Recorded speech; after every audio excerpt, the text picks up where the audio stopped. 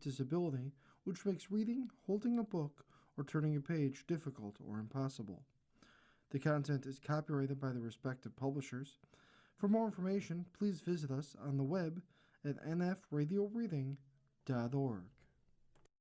Hello, this is Ron Bickelman, and for the next hour, I'll be reading from the July 3rd issue of the Wall Street Journal Weekend Edition on the Niagara Frontier Radio Reading Service. Spring hiring streak cooled in June. U.S. economy added fewer jobs than expected in June, cooling from a strong spurt this spring. Nation's employers added 57,000 new jobs last month, the Labor Department said Thursday, missing economists' expectations for a gain of 115,000 jobs. The report did little to clarify the economic outlook for the Federal Reserve. The central question is whether the latest data are conclusive enough to pull away anyone toward a hike who wasn't already leading that way. Investors in an interest rate futures said the answer is no. They put the odds of a July hike at about 1 in 5, down from a 1 in 3 report according to the CME Group. Still, the job market appears to be on firmer footing than it was in the second part of last year. The economy added on average 92,000 jobs a month over the first half of the year. In the final 6 months of last year, it shed 8,000 jobs each month on average. The unemployment rate ticked down unexpectedly to 4.2% in June as more people left the labor force. The share of working age population that is either working or looking for work, known as the labor force participation rate, edged down to 61.5% in June, the lowest since March of 2021. The labor force is smaller than a year ago, likely reflecting more hardline immigration policies and baby boomer retirements. There were fewer people in the job market and fewer people getting jobs. That's a bad combination, U.S. Bank chief economist Beth Ambavino said. The Dow rose 1.1% or 595 points to close at a record of 52,900. The NASDAQ fell 0.8%, while the S&P 500 was flat. Thursday's report showed growth in May and April and was weaker than previously thought. Employment in April and May combined was 74,000, lower than earlier reported. Healthcare and social assistance sectors drove job gains last month, nearly adding 47,000 jobs. Hiring in the leisure and hospitality sector declined by 61,000 in June, which the Labor Department said reflected weaker than unusual seasonal hiring. That bucked expectations for an increase in hiring due to the World Cup soccer tournament. Some economists thought seasonal adjustment hiccups might play a role in the June decline, which came off a strong May for hiring at bars, restaurants, and hotels in the run-up to the World Cup. Manufacturing and construction employment both increased, likely reflecting the artificial intelligence data center build-out, but employment declined in information technology, which has been hardest hit by AI adoptions. The information sector has cut jobs nearly every month since the start of last year. Wage growth has relatively muted in June. Average hourly earnings increased from 3.5% a year earlier, in line with expectations, with year-over-year inflation at three-year high of 4.2% in May. Earnings haven't been keeping up with price increases, a pain point for consumers. For the Fed, the deeper reason wage growth has muted in June, average hourly earnings, blah, blah, blah. Taken together, the wage and payroll data point to a job market that isn't running so hot as to raise concerns about the labor market spurring inflation. For the Fed, the deeper reason the June jobs report changes little is the two halves of it mandate are no longer weighted equally. Inflation has become the binding concern.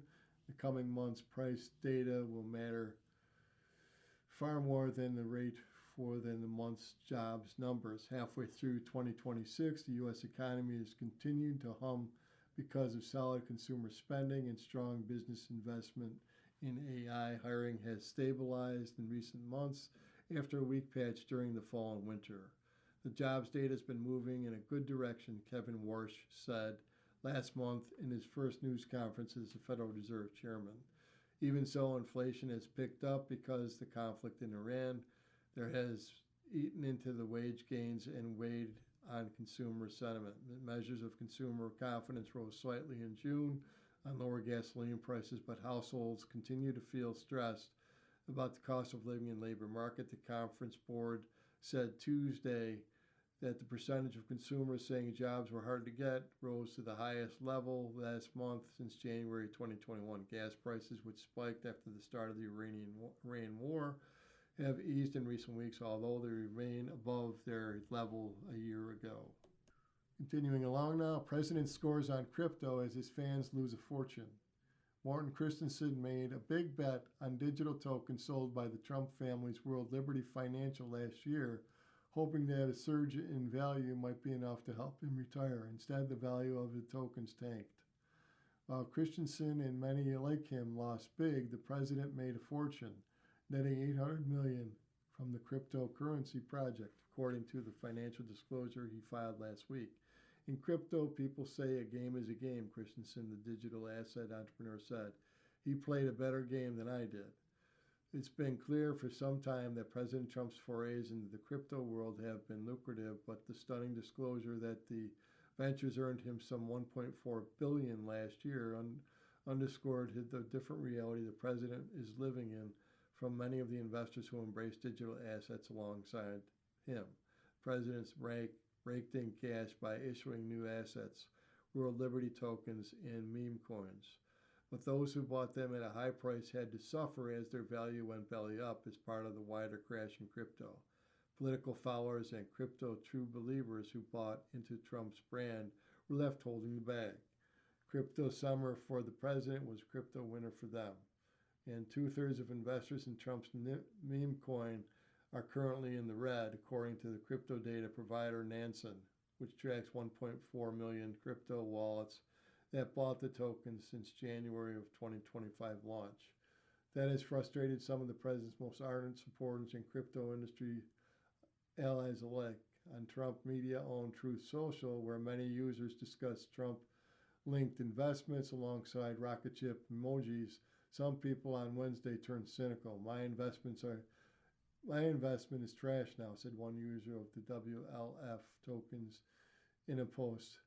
But in the crypto market, where meme coins can quickly evaporate in value and rug pulls are a constant threat, other investors are resigned to their losses. Vincent J. Rue, a 28-year-old consultant and crypto enthusiast in New York, said he initially bought the Strump token at launch and accumulated more to secure a spot in the inaugural meme coin dinner. After selling about half of them toward the end of 2025, he still owns more than 8,000 coins. No one forced anyone to go and invest in any of these tokens. People purchase them at their own risk, Deru said. More politicians should take note. They should be more transparent about how they're making money in their business ventures. Days before his inauguration, Trump launched his meme coin Strump, which surged to a peak market capitalization of nearly $15 billion before plummeting to 97%, about $400 million today. In September of 2024, Trump and his sons helped launch World Liberty Financial, the family's flagship crypto venture. The project subsequently released a dollar-pegged stablecoin shortly before Trump signed the Genius Act into law, establishing a regulatory framework for the dollar-pegged tokens. White House officials said those actions don't constitute conflict of interest. Neither the president nor his family have ever engaged or will engage in conflicts of interest, White House spokeswoman Anna Kelly said. All actions by President Trump and his administration are taken in the best interest of the American people. The surge in Trump's crypto earnings last year came in addition to booming income from his family's traditional hotel business and golf courses, as well as holdings in stocks such as Nvidia and Meta. Disclosures show Trump played down the windfall, attributing his earnings to a stock market that has repeatedly notched records in recent months. You know why I'm profiting? Because the stock market is going up, he said on Wednesday. We all are profiting. I'm profiting because I have a lot of money and a lot of cash. The disclosure could complicate turbulent negotiations over legislations that would establish rules and regulation various cryptocurrencies, a priority for many crypto companies that have spent millions of dollars on lobbying. Many Democrats and some Republicans are insisting the bill include provisions barring the president and elected officials from profiting from crypto activities that would benefit the regulations they oversee, a sticking point that would become more intractable after the disclosure. Senator Cynthia Lummis, Republican from Wyoming, is sponsor of the bill, who is negotiating with the White House and Democrats on ethics language, said the legislation will include strong provisions and is the best way to address the concerns. The bill would need some Democratic support to get 60 votes needed to clear the Senate. It's already passed the House. That needs to be resolved, or else I don't think they're going to have the votes. Senator Ruben Gallego of Arizona, one of the Democrats who indicated he would support the bill if ethics provision is included, said after legislation was approved by the Senate Banking Committee in mid-May. Gallego said on Tuesday that on X that Trump is making billions of dollars off the presidency while raising the cost for working people. Christensen, the founder of Airdrop Alert and owner of a substantial sum of WLFI tokens, also bought Trump meme coins to secure invitations to Trump's meme coins event. While he was surprised by Trump's windfall last year, he harbored no bitterness towards the president. It looks like it was a great monetization vehicle for him and his family. He's taking care of his own, Christensen said. How Bezos learned to love Trump and help Blue Origin. In Donald Trump's first term, the president called an aide into his study off the Oval Office to assign a new target. Can we break up Amazon? Trump asked in July of 2017. I hate the son of a bitch Jeff Bezos, and I hate the Washington Post, he said, referring to the billionaire founder in the newspaper he owned, which according to former aide Anthony Scaramucci. Few relationships have changed more than the president than with Bezos, who has gone from an avowed enemy of the president to an energetic ally. By early this year, when Trump spoke to the Alfalfa Club, an elite Washington group, the president annoyed some attendees with what they felt was rambling 45-minute speech that was too long and too vituperative. Bezos was sitting in the front laughing uproariously. Trump hosted Bezos for a private dinner in the Rose Garden last year, frequently asked whether he will be attending other events and texts with him regularly. Recent months, Trump told his advisors that he wanted to see Bezos get to the moon with his rocket company Blue Origin and make sure it gets related contracts.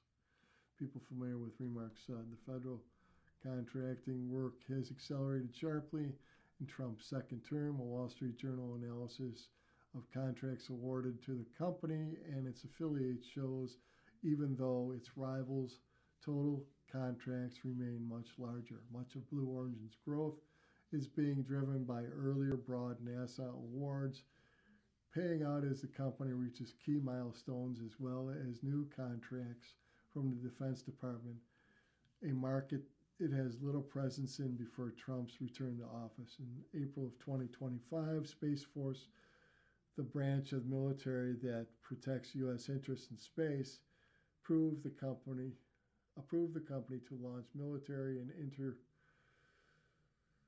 intergenerated missions valued up to $2.4 billion. In October, Blue Origin won a 3-year, $78 million defense contract to expand capacity for space vehicles at the Forces Spaceport in Florida.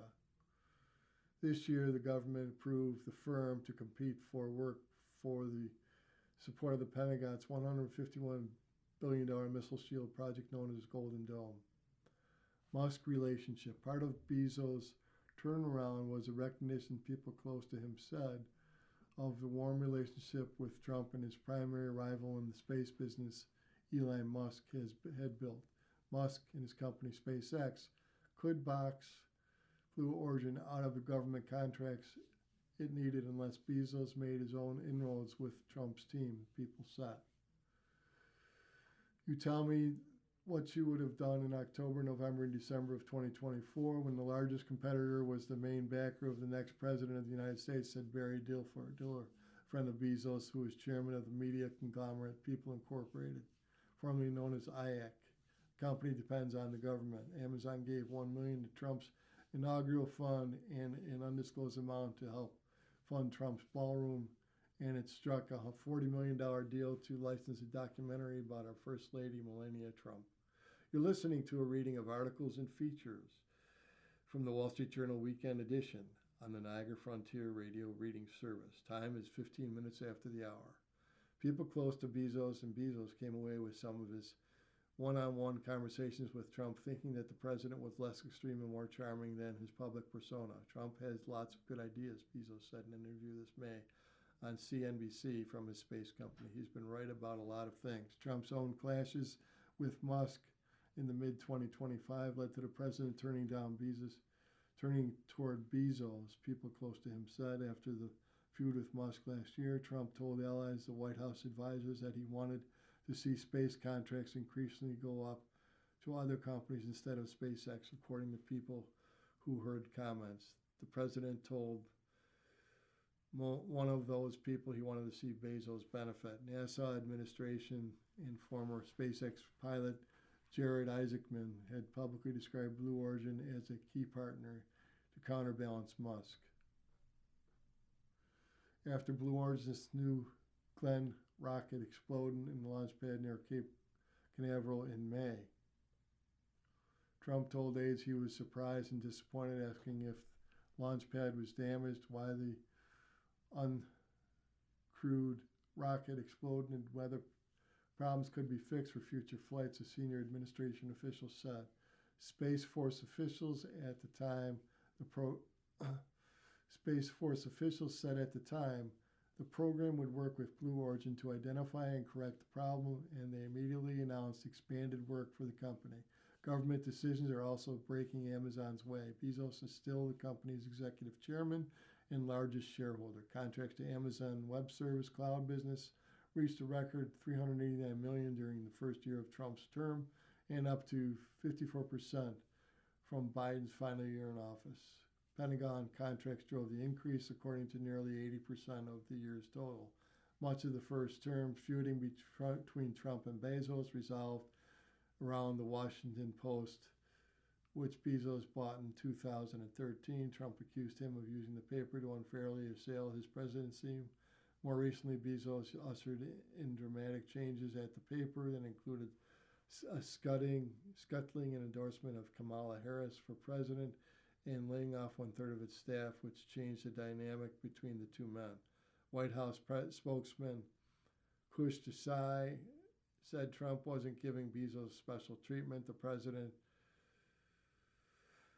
committed to working with every American business and business leader, Desai said, adding that Trump is a friend and ally to industry leaders in a range of industries, including automobiles, pharmaceuticals, and tech. Amazon and Blue Origin didn't comment, and NASA declined to comment. A Defense Department official referred to the announcement of Blue Origin contracts, which said the deals would expand capabilities and drive down technology costs related to cloud services. During Trump's first term, Blue Origin was still working on building its New Glenn rocket program, the future basis for the company's planned efforts to launch satellites and Pentagon payloads into space and land craft on the moon. New Glenn didn't achieve its first launch until 2025. Even so, Blue Origin landed big wins during President Joe Biden's administration. NASA awarded Blue Origin one of the largest contracts, worth up to $3.4 billion, to design and develop a lunar lander. SpaceX also won a contract eventually worth $4.1 billion for the moon program, among other contracts during Biden's years. During the 2024 campaign, Musk was a proxy for Trump, going to Pennsylvania to gin up votes and getting name-checked during Trump rallies. During the transition, Musk sat in meetings and interviews with candidates for cabinet positions, joined Trump's calls for foreign leaders, and recruited friends and allies from crucial positions in government. SpaceX had sizable leads and Blue Origin executives worried it would only continue to grow under Trump at their expense. Musk's company was also adding big Pentagon projects, but even though Blue Origin total contracts are much smaller, they have grown faster in the past year than those of its rival, according to the journal's analysis of federal contracts. In the space business, broad contracts can be announced with ceiling values, often set intentionally high to support future modifications of the deal, and actual payouts dependent on individual contracts for portions of the program that can be negotiated later. Measuring those payments, Blue Origin's average annual contracts under Trump grew 177% from the annual average under Biden. SpaceX annual average under Trump is now 13% compared with the Biden years. The annual average fell for another Blue Origin competitor, the joint venture between Lockheed Martin and Boeing, known as United Launch Alliance, or ULA. Blue Origin's overall obligations under Trump current administrations have reached $1.1 billion, compared with nearly $1.2 billion during the entire four-year Biden administration. Still, SpaceX has won much more in total so far under Trump, $4.6 billion, and has substantially in the obligations since 2008. Blue Origin is also far behind SpaceX in actual launches, 11 flights last year, predominantly tourism flights. They didn't reach orbit, compared with SpaceX 161 flights that mostly delivered satellites to space. First-term clashes. In his first term, Trump called Bezos bozo and publicly pushed the U.S. Postal Service to raise America's rates. Amazon alleged he intervened to block the company from securing cloud computing contract. The clashes prompted a joke that spread in Washington circles that buying the Post didn't cost Bezos $250 million, but really cost him $10 billion plus $250 million. Pentagon at the time said there was no external influences on the decision. Early in 2017, Bezos met with some of the Postal's top political reporters at the paper's headquarters. When a reporter asked Bezos about Trump's threats to hurt his business, Bezos told journalists not to worry about it. In 2018, Bezos faulted NBC's news programming for being what he viewed as weak on Trump. At the Oscars party that year, he approached NBC's then chairman Andrew Locke and said to him, "When are you guys going to stand up to Trump?" According to Locke, a spokesman for Bezos said that Bezos denied the interaction with Locke. And the last time Bezos watched NBC, Tom Brokaw was the anchor. In response to Bezos' denial, Locke said, "I think that was just time he read the Washington Post too." That was the last time he read the Washington Post too. After Trump lost in 2020, Bezos was rarely spotted at Washington functions. He's frustrated with Biden's administration, which, as many other tech CEOs did, he viewed as anti-business. Spokesman for Bezos declined to comment on how Bezos identifies politically. He's a major funder of Barack Obama's presidential center, according to a person familiar with the matter, calling a $100 million check. "I'm on the side of America," Bezos said in a CNBC interview, adding that he has worked with every president going back to Bill Clinton. Continuing in U.S. news, hot weather poses risk to eastern U.S. A high-pressure, high-humidity, high-heat weather system, a heat dome, is hovering over most of the middle and eastern United States and Canada this week. The front is expected to bring hazardous conditions to several World Cup games, the U.S. 250th birthday celebrations, and reportedly one celebrity wedding. The National Weather Service heat risk forecast shows the treacherous weather hovering over the eastern U.S. The number of thermometers on the thermometer isn't the only thing to worry about this week.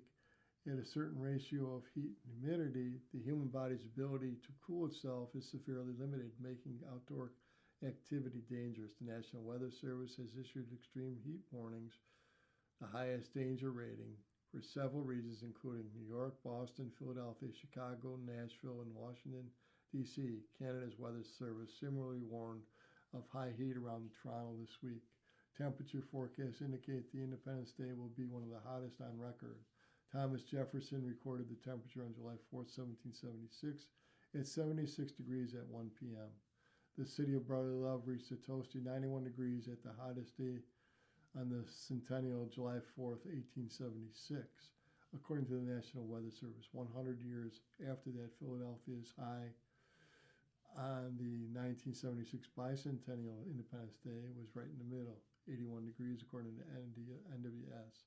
Energy demand this week may match the number of summer records data show. Several major U.S. and Canadian cities set record highs, raising concerns about outages from air conditioning demand.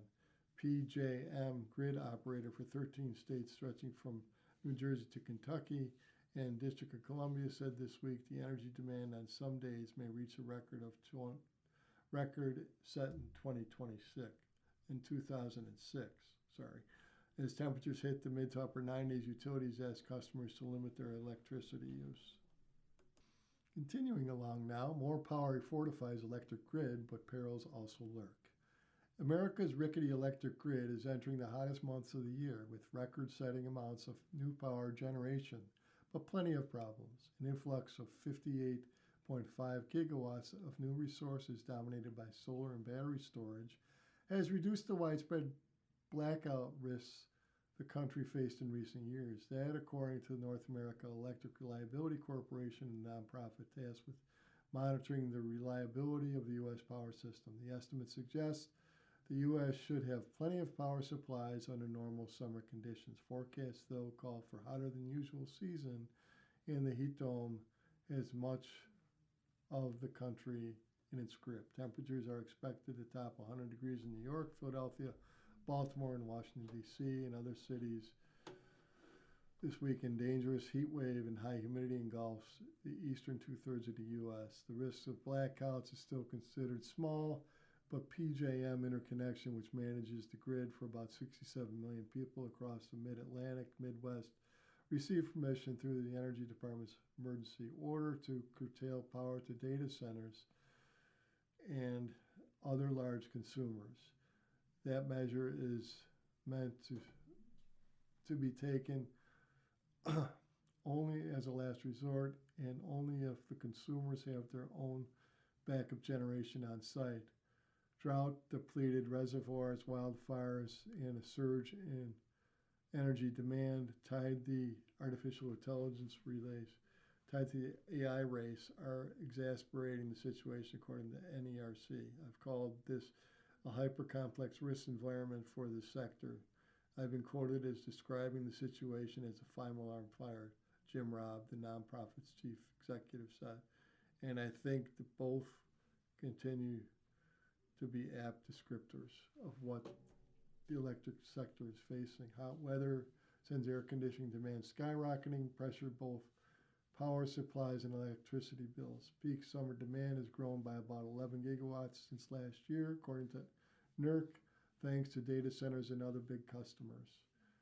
That has been mapped by new resources that include about 34.5% of gigawatts of solar, 16 gigawatts of battery storage, and 7 gigawatts of natural gas-fired generation. U.S. households are expected to spend 10.5% more to cool their homes this summer than last, according to a report from the National Energy Assistance Directors Association and the Center for Energy, Poverty, and Climate. The groups project that the cost of cooling a typical American household between June and September will average $792, up from $712 last year. Summer cooling costs have increased nearly 40% since 2020, driven by the combination of rising electricity prices and hotter summers. One component of the power bills that isn't expected to rise as much fuel costs. Benchmark U.S. natural gas futures are trending about 10% below last year's levels, thanks to strong domestic production and comfortable spring weather that enabled traders to sock away fuel in storage caverns. Suppliers are essentially robust. In the West, where the inventories are roughly 23% higher than the 5-year average, according to the Energy Information Administration. The EII forecasts that the volume of natural gas burned to generate electricity will be about the same as last summer. You're listening to a reading of articles and features from the Wall Street Journal Weekend Edition on the Niagara Frontier Radio reading service. Time is 29.5 minutes after the hour. The soaring power needs of big customers, primarily AI data centers, are introducing new reliability risks. Among the potential operational challenges, data centers suddenly dropping off the grid. In some instances, clusters of data centers have severed their grid connections and automatically shifted to their using their own on-site backup power when a transmission line malfunction. NERC has found a collective exit can destabilize the system and create a scramble to power supply and demand, as the imbalance can cause power plants to fail, resulting in blackouts and difficult repairs. In May, NERC issued a repair alert, only the third of its kind, telling utilities to overhaul how they track and plan for huge customers. Now in world news, Hesketh's plan for troop cuts in Europe was nixed. Defense Secretary Pete Hegseth was planning to head to Brussels last month to deliver what would be a bombshell announcement in a meeting with North American treaty organizers' top military chiefs. The U.S., he planned to say, was preparing additional cuts to forces in Europe that would go beyond its canceled deployment of an armored brigade to Poland and earlier withdrawal of the infantry brigade from Romania. People familiar with the matter said. But Hesketh's proposal was nixed after it was shared with Marco Rubio, Trump's acting national security advisor, and another senior official, the people said. Instead, Hesketh said the U.S. would conduct a review of its force posture in Europe, and it could last as much as 6 months. The incident suggests the administration isn't settled on pace and scope of potential cuts in U.S. troop levels in Europe, while Trump has talked of punishing NATO countries that he thinks don't spend enough on their own defense and didn't support the U.S. war with Iran. Hesketh's proposal and fiery speeches have rattled allies and lawmakers, including some leading Republicans who worry he'll cause lasting damage to the alliance and embolden Russia. The White House referred to questions to the Defense Department Chief Pentagon spokesman, Senator Parnell said. Secretary Hesketh ensured his message was aligned with the president's objectives and agenda, and he didn't want to impede upon the president's decision space. U.S. troop levels and allied military spending are expected to be a central focus when Trump meets with the NATO leaders in Ankara, Turkey next week. NATO officials told the Ankara summit will showcase unity and the U.S. and support for Ukraine in its war against Russia, but say they fear tensions with Trump could overshadow the summit. The U.S. spends more money on NATO than any other country by far to protect them without getting any benefit from doing, Trump said in a social media post on Thursday. The Pentagon Defense Strategy issued in January signaled that the U.S. would reduce its military presence in Europe and focus more on the Western Pacific and the Western Hemisphere. In May, Hesketh abruptly canceled the 9-month rotation of an armored brigade from Poland from Fort Hood, Texas. The decision by Hesketh drew sharp criticism from Republican and Democratic lawmakers and concerned Polish officials who told the Wall Street Journal they weren't consulted about the move. It also surprised Trump, who later called Hesketh to ask why he was treating a valued ally so poorly, officials told the Wall Street Journal in May. Trump then announced he would send 5,000 troops to Poland, though no additional troops have yet been deployed, U.S. officials said. Russia pounds Kiev, killing at least 21. Russia pounded Kiev in one of the largest aerial attacks against the capital since the war began, killing at least 21 people and wounding 85, Ukrainian emergency services said. Other Ukrainian cities were hit overnight and early Thursday by Kiev bore the brunt. But Kiev bore the brunt with ballistic and cruise missiles as well as waves of drone strikes. More than 30 locations there, Ukrainian officials said. Strikes damaged a hotel, medical facility, and some 20 residential buildings, including a 9-story structure where 6 stories were destroyed. City officials said people were missing and presumed trapped under rubble, and that the casualties included both several health workers.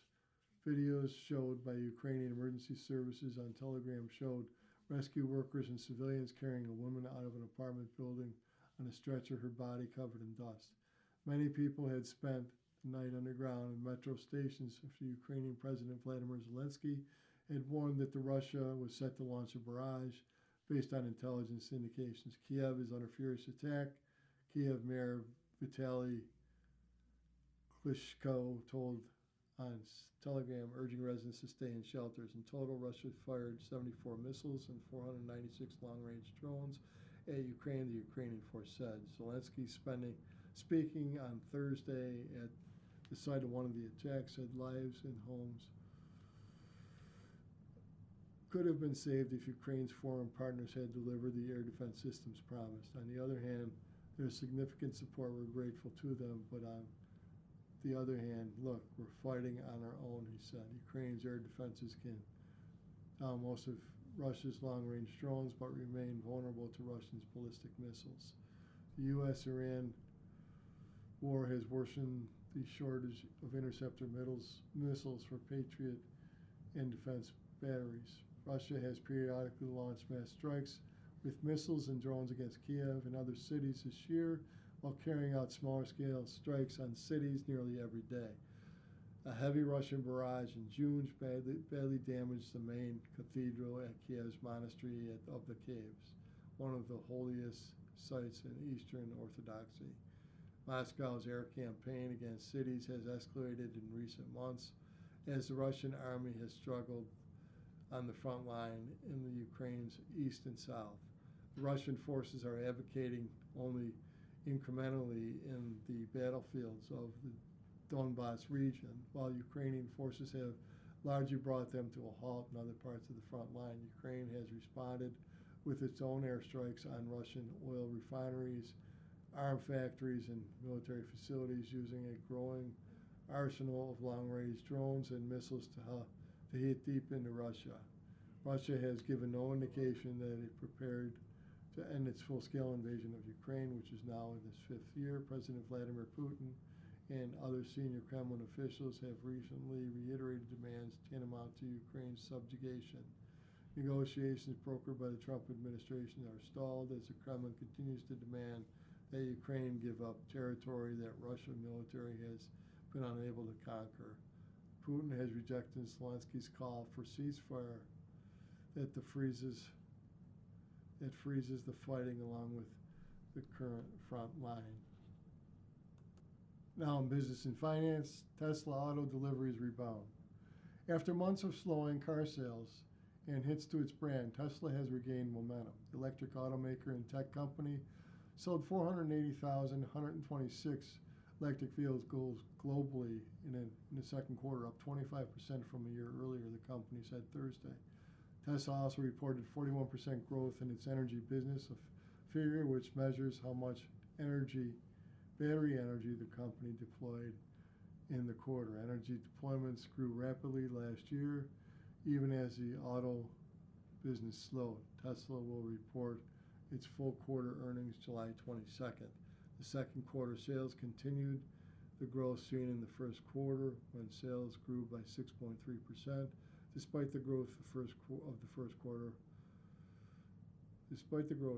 quarter was Tesla's second worst sales period since 2022. The results mark the first time Tesla has reported vehicle deliveries since it stopped making two of the luxury models in May. Those vehicles, the Model X and the Model S, previously sold new for around $100,000. The company still sold its remaining inventory for those vehicles in the second quarter. Moving forward, the EV maker will sell just 3 new vehicles in the popular Model 3, Model Y, and the low-volume stainless steel Cybertruck pickup. Tesla's sales jump comes amid a wider downturn in SUV market.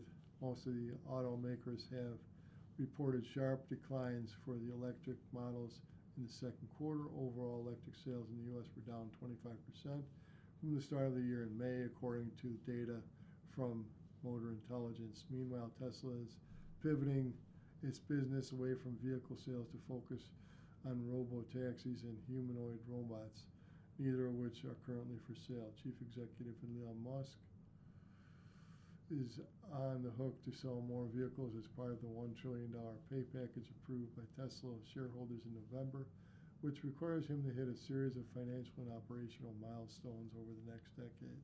Some analysts and investors expect Musk to shake things up before then by merging Tesla with its rocket company, SpaceX. The space company has an $86 billion war chest after going public in June. It's the largest IPO ever. Earlier this year, Tesla and SpaceX announced plans for Terafab, a new AI chip research and manufacturing project in partnership with Intel. The companies have said the project is necessary to supply the new generation of robots and Tesla, and as well as the orbital data centers in SpaceX. Still, vehicle sales accounted for around 3/4 of Tesla's revenue in 2025. Deliveries declined last year for the second year in a row amid backlash against Musk's work in the federal government and growing competition from Chinese automakers in Europe and Asia. Tesla started mass production of its long-awaited semi-truck in April and is expected to sell a few thousand in 2026 before ramping up production to 50,000 trucks annually. The company is also working on a new version of its Roadster sports car, although, it's unclear when this will be available for sale the following a decade of delays. In April, Musk told investors that Tesla had started mass production of its autonomous Cybercab two-door coupe with no steering wheel, pedals, or side mirrors that's designed to run the company's full self-driving software. Musk previously said Tesla will sell Cybercab to customers for under $30,000 by the end of the year, though Wall Street analysts have questioned the timeline. Musk cautioned on the sale earnings call for full duty. Autonomous software wasn't ready to scale up because it will get confused by the atypical traffic events. Continuing in world news, EU court upholds massive penalty on Google. Alphabet's Google lost a battle to overturn a fine of $4.69 billion imposed by European Union over requirements for the device manufacturers deploying the technology giant's Android operating system. The EU Court of Justice, the bloc top court, said Thursday it upheld the fine of 4.12 billion euros, or equivalent of 4.7 billion, following the appeal by Google. The judgment fails to recognize our significant investment to ensure Android remains open, interoperable, and free, Google said in response. The decision is the accumulation of year-long dispute over how Google uses its position in the digital economy to direct users to its own search engine on a device such as phones. The European Commission, the EU executive arm, fined Google a record of $4.34 billion in 2018, alleging that the company abused its dominant position through agreements that required manufacturers to pre-install its search engine and Chrome browser on Android devices in order to license the company's app store. When Google challenged the original penalty in the EU's General Court, the judges in the lower tribunal lowered the fine but upheld the ruling. Google then appealed in the EU's higher court. A Google representative said on Thursday that the company adopted its terms to comply with the original 2018 ruling. It's the largest penalty that the European Union has handed search giant out in years of efforts to curb its dominance online. The Commission is also in advanced stages of investigation into the technology company's compliance with the Digital Makers Act, the EU's technology antitrust rulebook that entered into force in 2022. The law obliges companies classed as EU gatekeepers such as Google to do an easier job for their rivals to compete with their wildly popular service, ranging from search engines to app stores. Earlier this week, a Swedish court ordered Google to pay Klarna close to $2 billion in damages after the buy low, pay later company won a 2022 antitrust case alleging that Google gave preferential treatment to its price comparison service and its search results. We don't agree with the court's decision.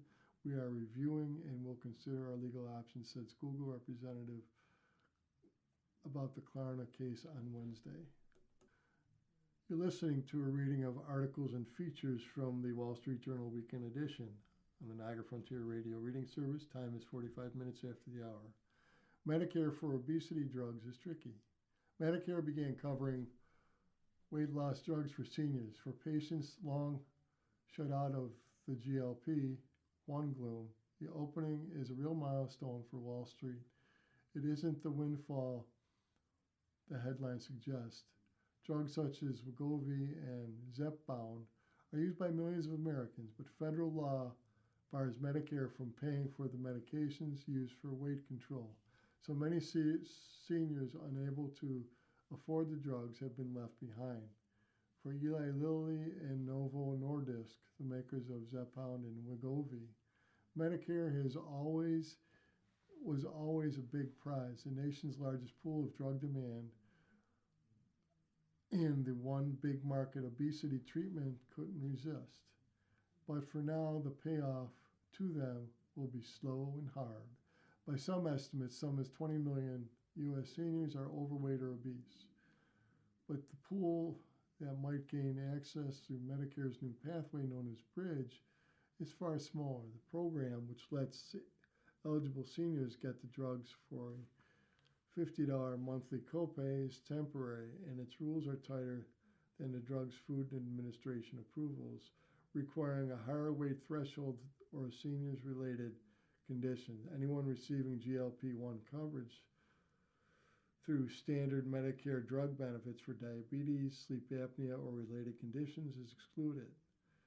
Run those filters, and the number of looks modest KFF, a nonpartisan health research group, mapped Medicare claims and estimated 3.8 million seniors eligible out of the 13 million who are overweight or obese. Agency agreed. Its Medicare director, Chris Klomp, said the program would start in the single-digit millions. The revenue math follows from there. Even Seigerman, an analyst at BMO Capital Markets, pegs the near-term opportunity at roughly $3 billion a year in added sales, assuming a modest uptake. Push participation up, and the figure could be higher. The numbers aren't trivial, but it takes a lot to make a significant difference for the two companies whose combined annual GLP-1 sales are running north of $80 billion. Even the modest case assumes a clean rollout, something new government programs rarely deliver. Doctors must attest that patients meet strict criteria. Pharmacies must route claims through unfamiliar channels. As Scott Kahan, director of the National Center for Weight and Wellness, puts it, expect confusion and hiccups at the outset. Then comes the part that's harder to predict. The program exists only because the government designed it as a temporary workaround to a law that bars Medicare from covering weight loss. It's meant to be brief, 6-month ramp to a permanent insurer-run benefit through Medicare's Part D drug plan called Balance. But the plan to hand it off for the 2027 fell apart. Too few private plans agreed to take on the cost, and in April the government shelved the Balance indefinitely, extending the intended timeline for Bridge and continuing to foot the bill through 2027. Insurers could step in for 2028. Nothing compels them to, and they blocked at the simple reason covering this category pushes premiums higher for everyone. Unless the math changes, Kahan said that risks becoming a bridge to nowhere.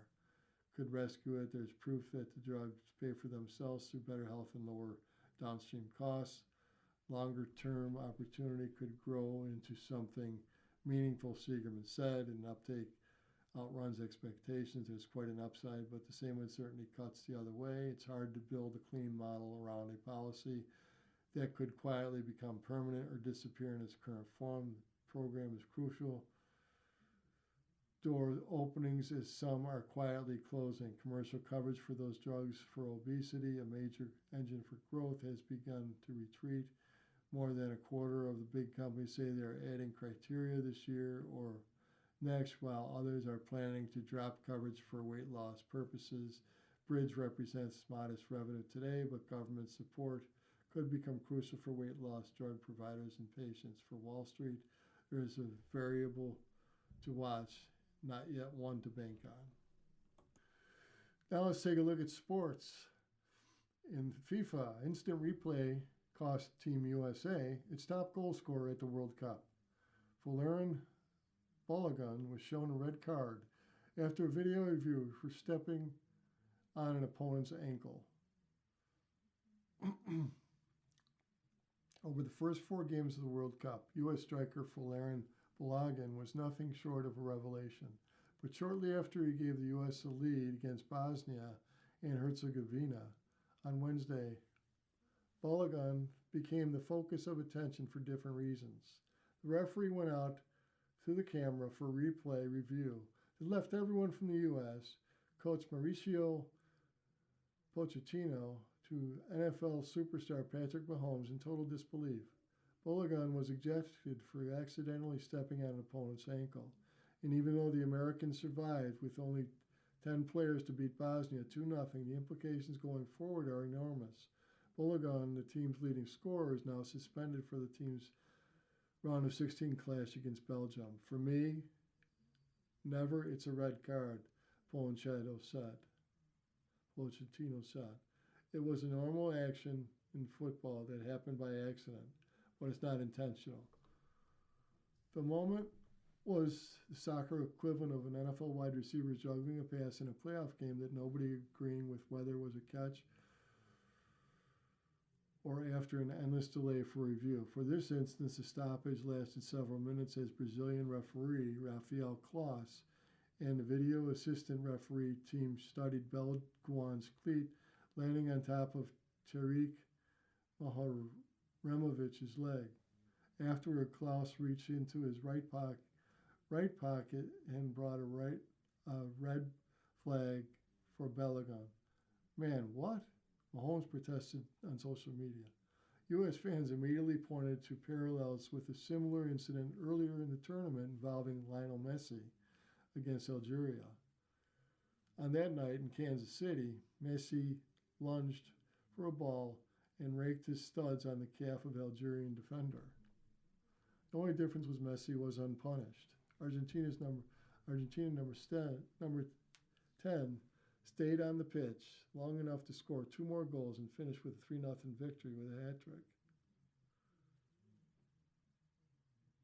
This is pointless commentating on a hypothetical situation, Algeria head coach Vladimir Petrovic said at the time, but everyone saw it, including me. For Americans, however, have no means to appeal the decision, a surprise to even Pochettino, so Balogun will be out against Belgium, and they will try to reach their first World Cup quarter since 2002, which is especially unfortunate considering he was turning out to be the solution to a problem that had plagued the team for ages.